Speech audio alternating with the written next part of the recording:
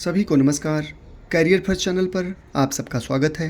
Dictation लिखने के लिए तैयार रहें। Ready start.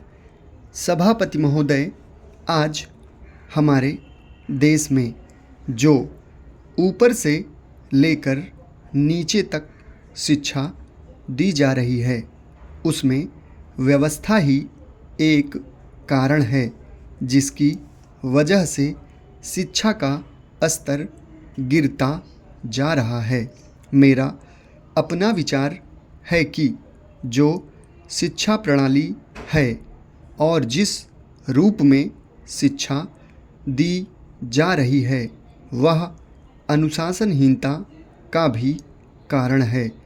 अपने देश और प्रदेश में हर एक की अपनी अपनी भाषा है और वह बालक जो इस देश में पैदा हुआ है, जो अपनी मातृभाषा की गोद में पला है, उसको यदि अपनी मातृभाषा में ही शिक्षा दी जाए तो मेरा विचार है कि शिक्षा का स्तर ठीक हो सकता है।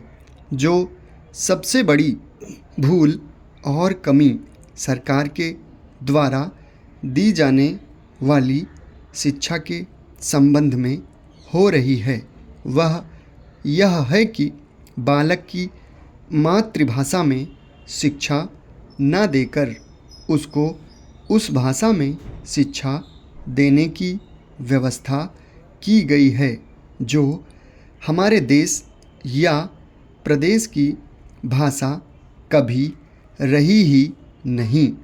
मेरा अभिप्राय विदेशी भाषा अंग्रेजी से है। मैं यह मानकर चलता हूँ कि जब से यह भाषा इस देश में आई है, चाहे वह किसी कारण से आई हो, इसे आप भी और इस माननीय सदन के सदस्य भी जानते हैं कि उससे बुरे परिणाम ही निकले हैं।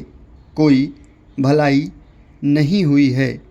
इस देश को जो हानि हुई है वह किसी से छिपी नहीं है। हम देख रहे हैं कि हमारे यहाँ जितना फैशन बढ़ रहा है और जितनी वेशभूषा बिगड़ रही है वह सब अंग्रेजी भाषा के ही कारण है।